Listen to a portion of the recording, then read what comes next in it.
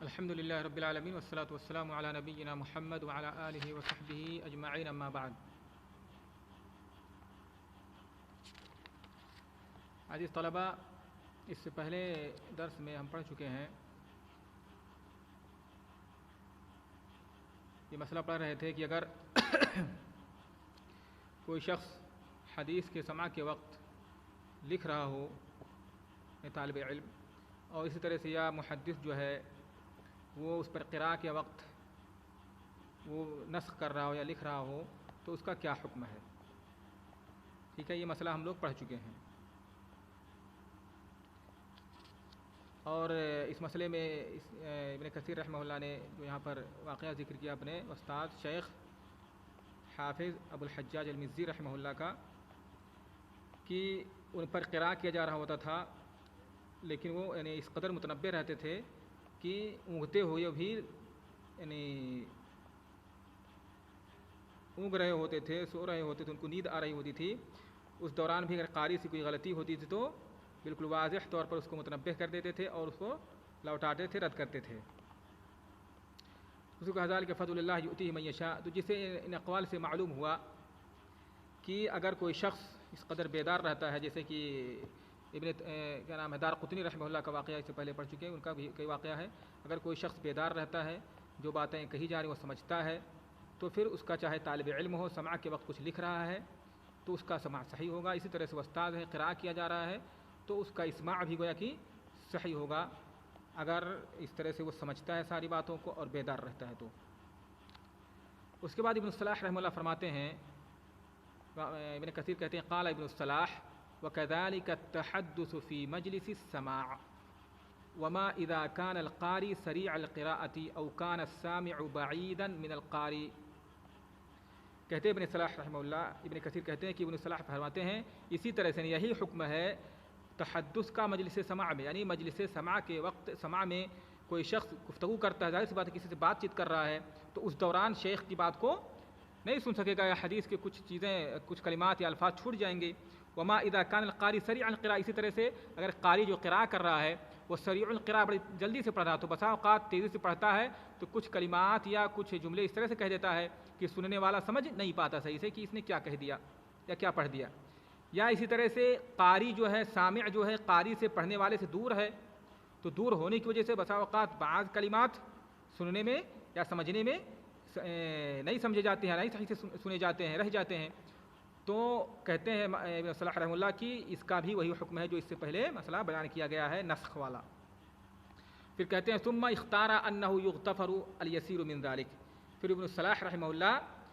نے اختیار کیا ہے کہ اس میں سے اگر یہ معمولی ہے اس طرح سے تو پھر یہ معفو عنہ ہے، وانه اذا كان يفهم ما يقرأ مع النسخ ما يقرأ مع النسخ فالسماع صحیح،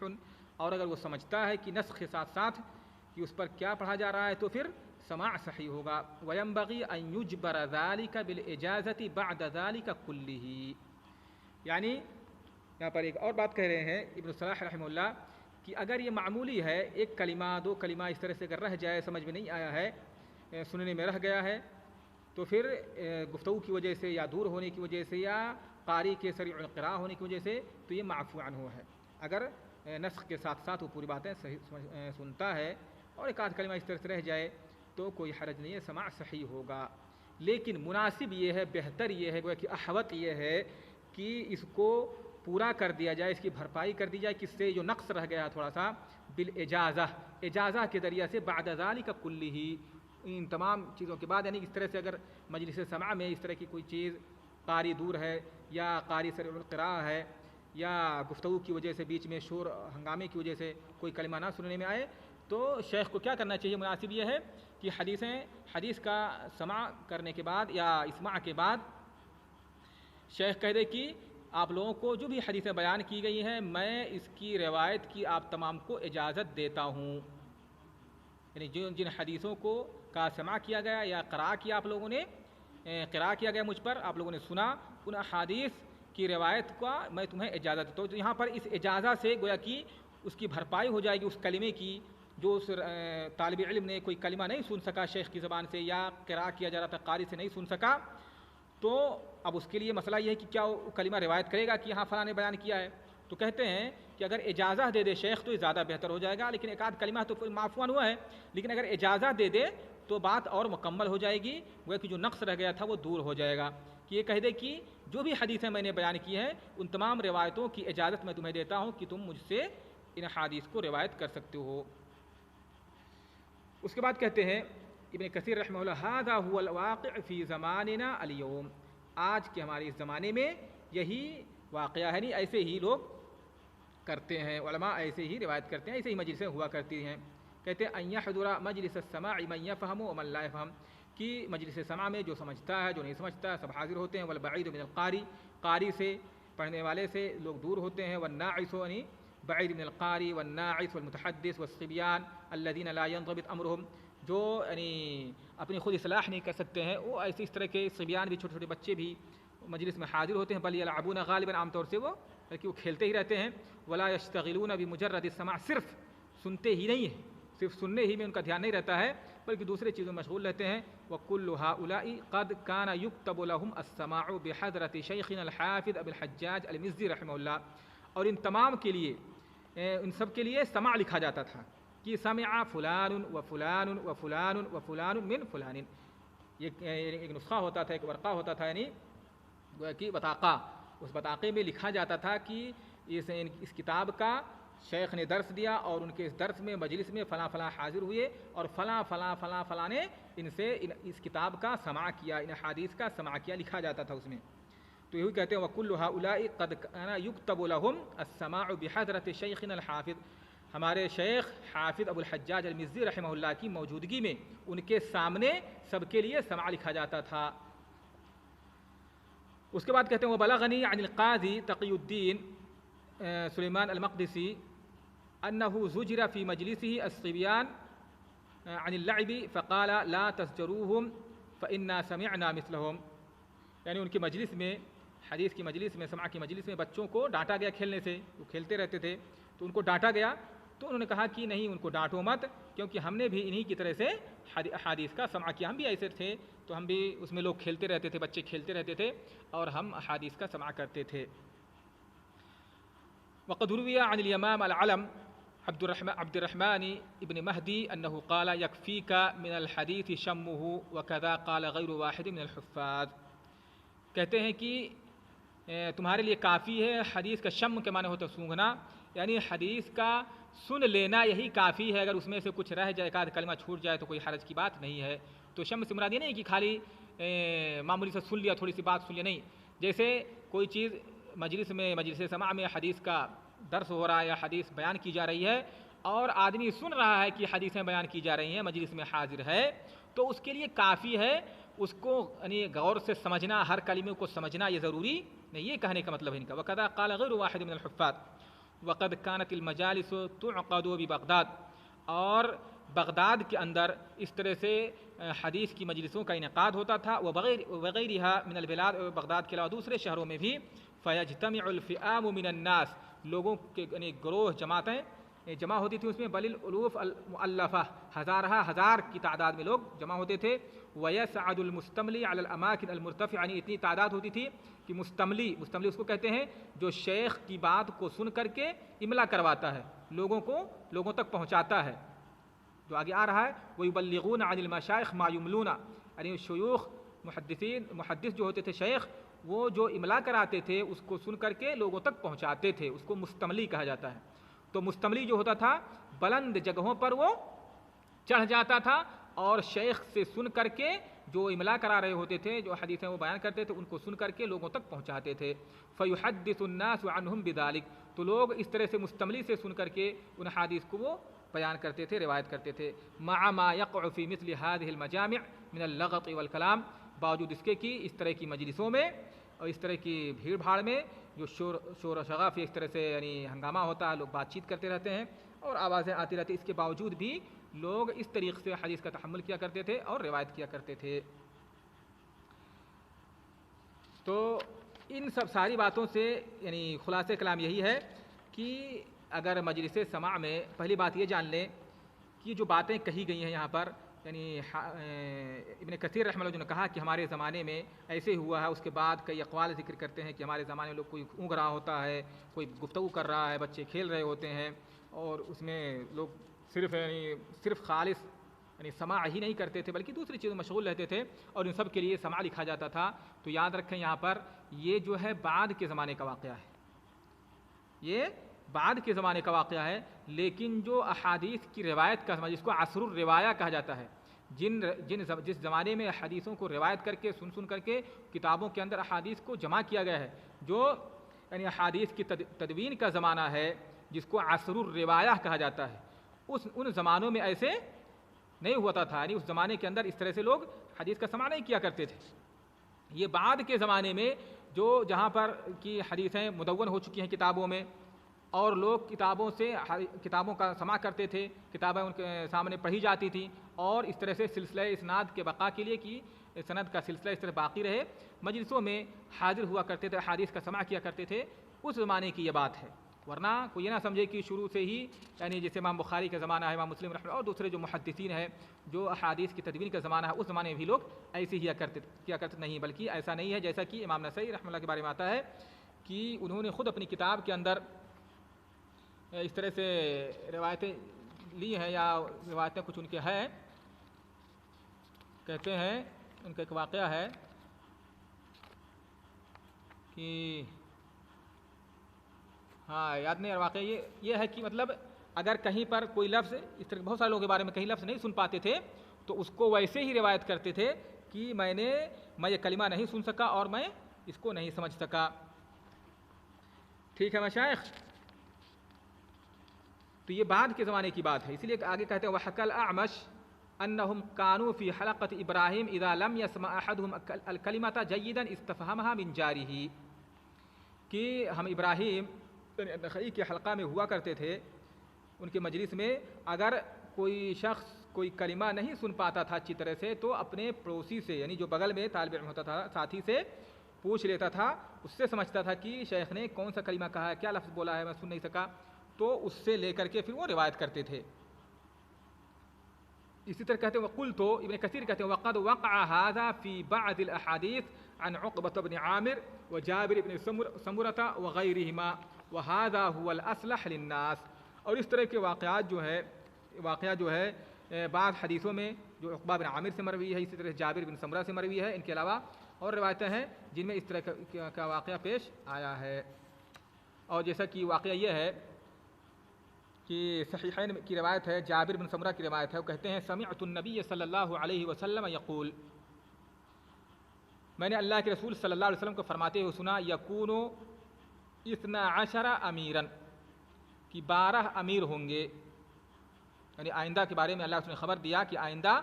12 امیر بعض خلفاء یا عمراء پیدا ہوں گے۔ فقال کلمۃ لم اسمعها، پھر راوی کہتے ہیں جابر بن سمرہ کہتے ہیں کہ میں نے اللہ کے رسول نے ایک کلمہ کہا جسے میں سن نہیں سکا، فسألت ابی، تو میں نے اپنے والد سے پوچھا، فقال کلہم من قریش، تو ان کے والد نے کیا کہا کہ اللہ کے رسول نے فرمایا ہے کہ کلہم من قریش، وہ 12 جو عمراء ہوں گے وہ سب کے سب قریش سے ہوں گے، قریش قبیلے سے ہوں گے۔ اور اس حدیث کو امام مسلم نے پوری اس روایت کو روایت کیا ہے، تو صحیحین میں روایت موجود ہے، لیکن امام مسلم نے اسی حدیث کو مکمل روایت کیا ہے بغیر اس تفصیل کی، یعنی اس میں تفصیل نہیں موجود ہے، اس میں کیا ہے، عن جابر بن سمرہ رضی اللہ عنہ قال سمعت النبی صلی اللہ علیہ وسلم یقول یکون 12 امیرا کلہم من قریش، اس میں یہ فصل نہیں ہے کہ میں یہ کلمہ نہیں سن سکا تھا، میں نے اپنے والد سے پوچھا تھا۔ تو دیکھیے یہاں پر دونوں طرح کی استدلال ہے، یہاں پر ایک تو اس طرح سے جو صحابہ کرام کا جو شروع میں طریقہ تھا محدثین کا، وہ اپنے ساتھی سے اس طرح سے پوچھ لیتے تھے، تو اگر ایک کلمہ 2 کلمہ ہے تو جیسا کہ بیان کیا گیا وہ معفو عنہ ہے، روایت کرنا درست ہے، جائز ہے، اور بہتر احوت یہ ہے کہ آدمی وہاں پر حدیث میں بیان کر دے کہ یہ کلمہ میں نے سن سکا تھا لیکن اس کا یہ معنی ہے، جیسے کہ میں نے بتایا کہ امام نسائی رحمہ اللہ کا طریقہ تھا کہ اگر کوئی کلمہ کسی شیخ سے نہیں سن سکتے تھے تو کہتے تھے کہ انہوں نے اس طرح سے یہ کلمہ کہا جس کا یہ معنی تھا، اس طرح سے یہ کلمہ کہا جس کا یہ معنی ہوتا ہے، لیکن کلمہ انہوں نے کون سا کلمہ کہا تھا یہ صحیح سے وہ نہیں سن سکے۔ تو اسی کو کہا وَإِنْ كَانَ قَدْ تَوَرَّعَ آخَرُونَ وَشَدَّدُوا فِي ذَلِكَ، کہتے وَهَذَا هُوَ الْأَصْلَحُ لِلنَّاسِ، یعنی اس زمانے میں اس دور میں یہی زیادہ لوگوں کے لیے درست ہے، بہتر ہے۔ وَإِنْ كَانَ قَدْ تَوَرَّعَ آخَرُونَ وَشَدَّدُوا فِي ذَلِكَ، گرچہ بہت دوسرے علماء نے اس سلسلے میں تورع یعنی اختیار کیا ہے، اس سے وہ بچتے رہے ہیں اور اس سلسلے میں تشدد اختیار کیا ہے۔ وَهُوَ الْقِيَاسُ، اور یہی قیاس کے زیادہ موافق ہے، یعنی یہی بہتر ہے کہ اگر کوئی شخص کوئی کلمہ نہ سن سکے تو اس کو کیا کرے، ویسے ہی روایت کرے کہ میں یہاں پر یہ کلمہ نہیں سن سکا، اس کے لیے روایت کرنا درست نہیں۔ لیکن اصلح جو لوگوں کے لیے آج کے دور میں کہ یعنی اگر وہ حدیث کا سماع کر رہے ہیں، حدیث سن رہا، اگر راوی سن رہا کہ حدیث بیان کیا جا رہا، کوئی کلمہ نہیں سمجھ سکا، نہیں سن سکا، تو اتنا معفو عنہ ہے، کوئی حرج کی بات نہیں ہے۔ ٹھیک ہے مشائخ، یہ جو باتیں بیان کی جا رہی ہیں یہ آج کے زمانے کے لحاظ سے ہیں۔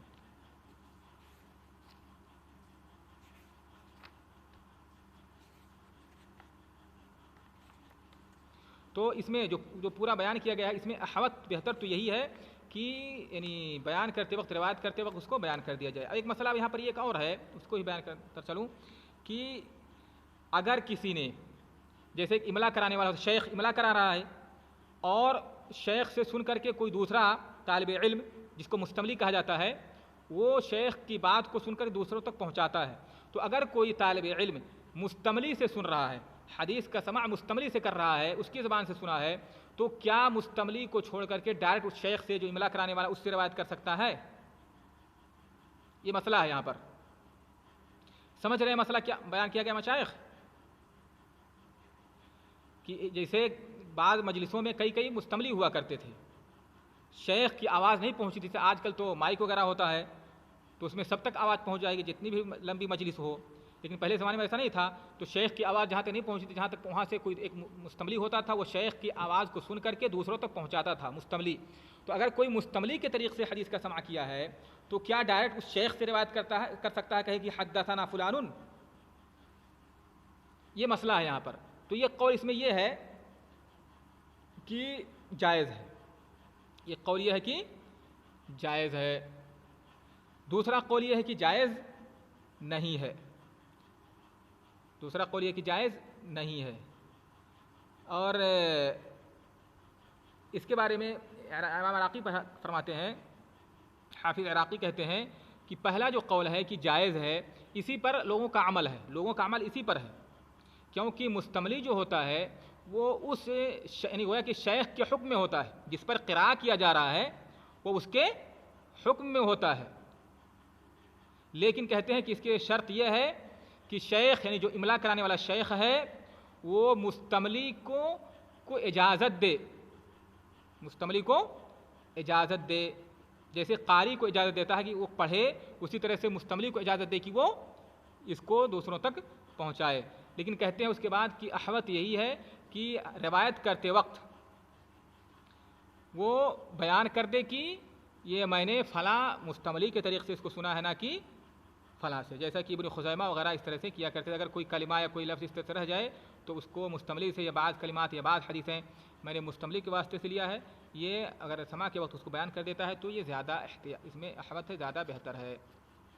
لیکن اس طرح سے روایت کرنا یعنی سماع جو ہے صحیح ہے، بتا چکا ہوں اس سے پہلے کہ، اور جو حدیث میں ہے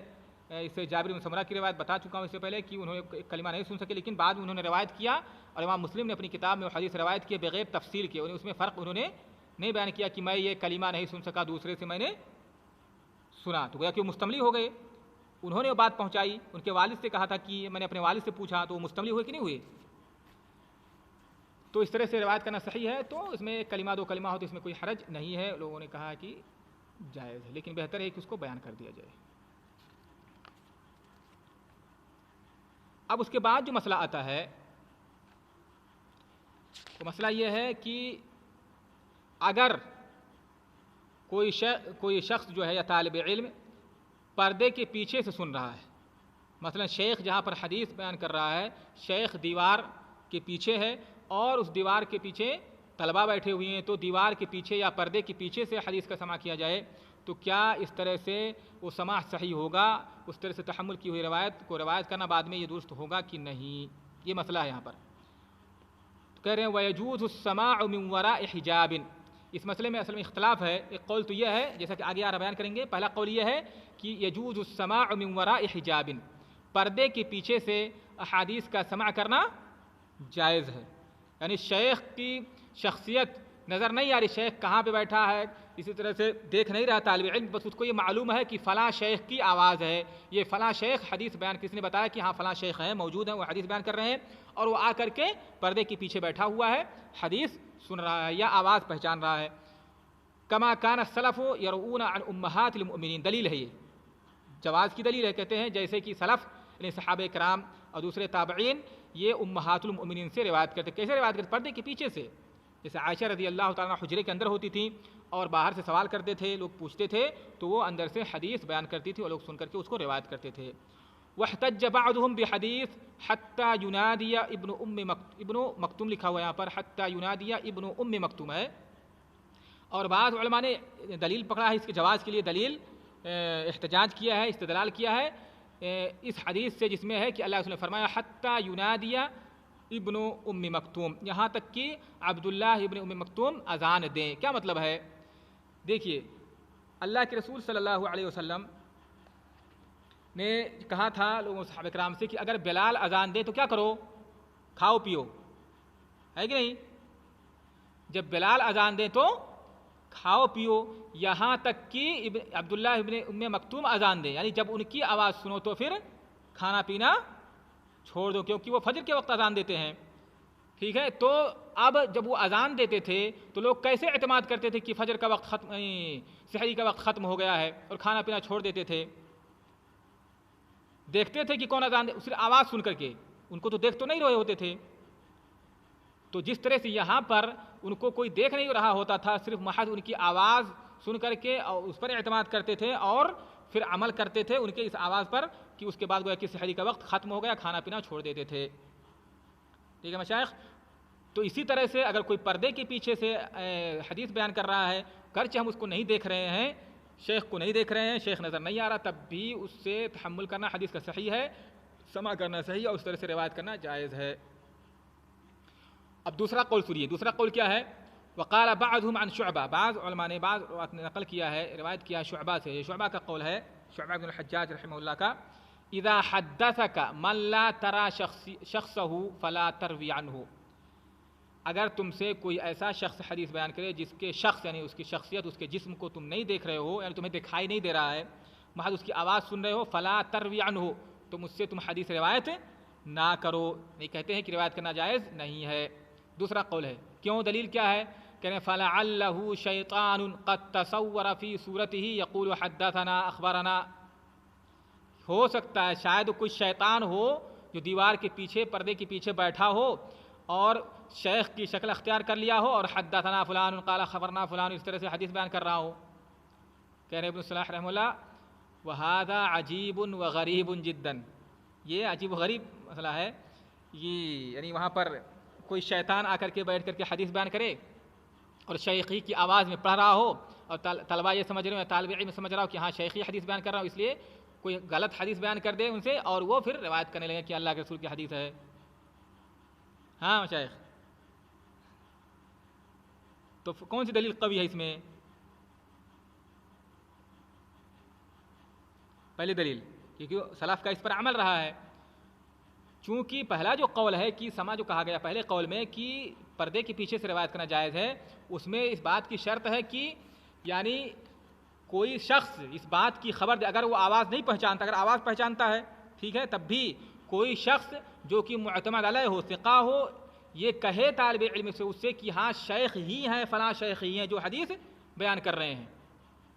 اگر یہ بات ہو تو پھر کوئی حرج نہیں ہے. ٹھیک ہے، طالب علم کو اعتماد ہے، آواز سے سمجھ رہا ہے کہ ہاں شیخ ہی ہے، تو محض اس وہم اور گمان کی وجہ سے ہو سکتا کہیں شیطان نہ ہو.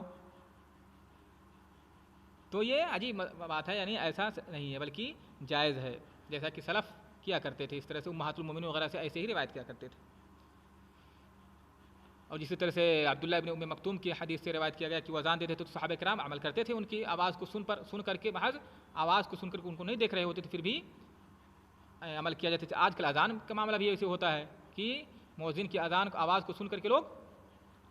پہنچتے ہیں. ایسا نہیں کہ ہو سکتا کوئی دوسرا اذان دے رہا ہو یا مؤذن صاحب نہیں یا کوئی اٹھ کر کے کوئی شیطان ہی اذان دے رہا ہو. ہاں یہ ممکن ہے. ٹھیک ہے تو آج کا درس یہیں پر رہنے دیتے ہیں, ختم کرتے ہیں. آگے کچھ مسائل ہیں انشاءاللہ اگلے درس میں اس کو بیان کیے جائیں گے. یہ بھی قراءۃ الشیخی سے متعلق ہے.